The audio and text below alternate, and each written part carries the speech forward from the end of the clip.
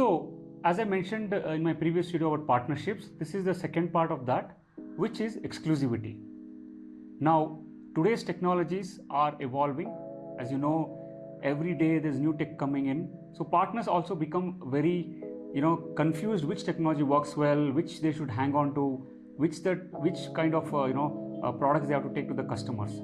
At the same time, they also come up with this kind of exclusivities so that they can protect their business, as well as taking you to this customer makes more easy for them. Of course, the advantage of exclusivity is on the partner side. Now, for you, it can be a negative thing, because let's say I used to come across this many times. Last 6 years, people say, "Oh, this is AI technology. You have to give me a exclusivity for this city. I'm going to sell it." But when I gauge it, this partner is just new, right? And he or she doesn't even understand my technology. Giving them an exclusivity without knowing and without they talking to their customers, or even without starting any business with you, is a no-go.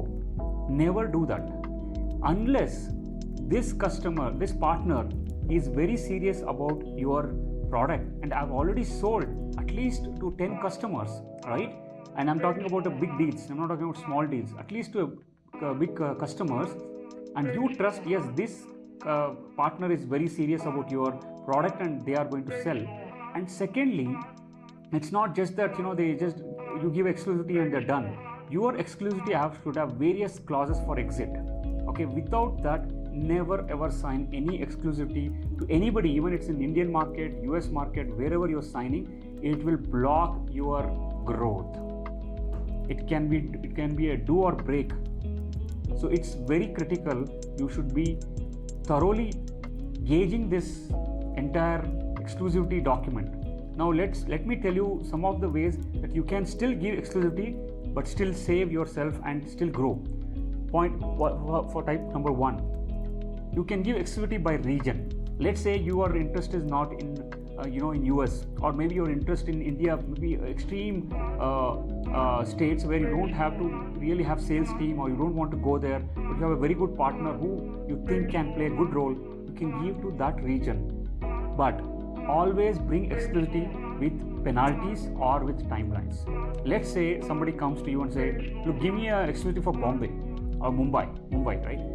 Now, yes, of course, it's a big market, massive city, massive opportunity, and you're going to lock to one single partner. Think about it, right?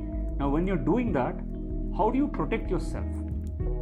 Point number 1, make it timeline driven, okay, or milestone driven. Let's say I'll give you an exclusivity for 1 year, for example.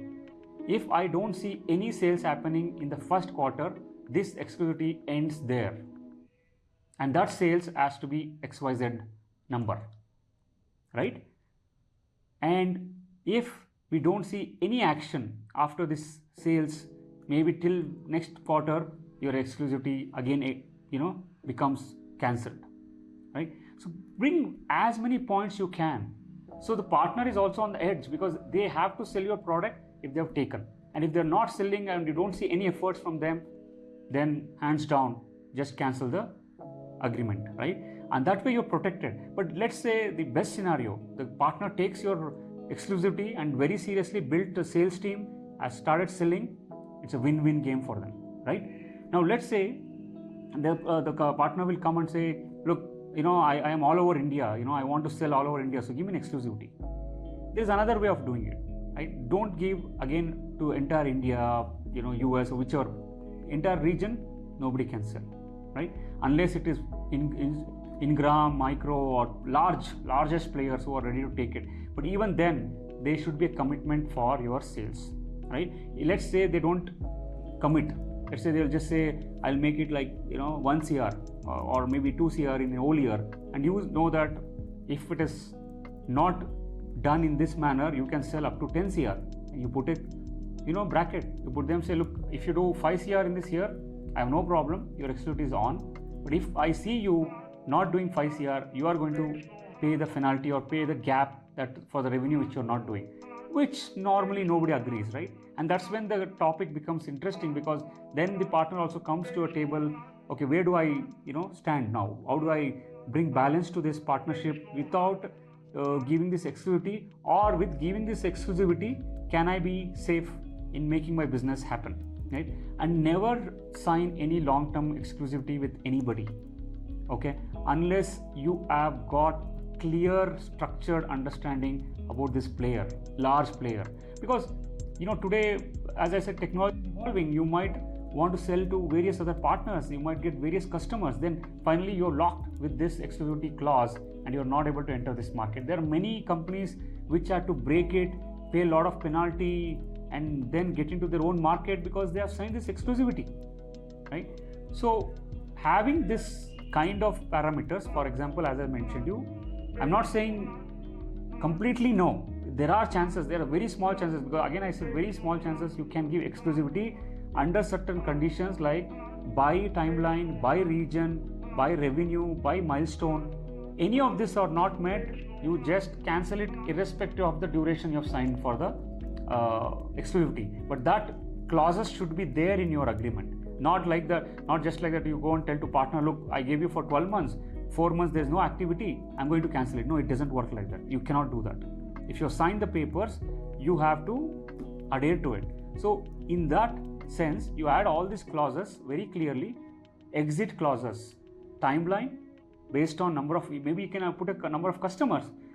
You might have to tell them, look, my commitment would be 20 customers in this year, and you and the partner both agree on it, right? If they don't, then you just annulate the project, right? Annulate, cancel the contract.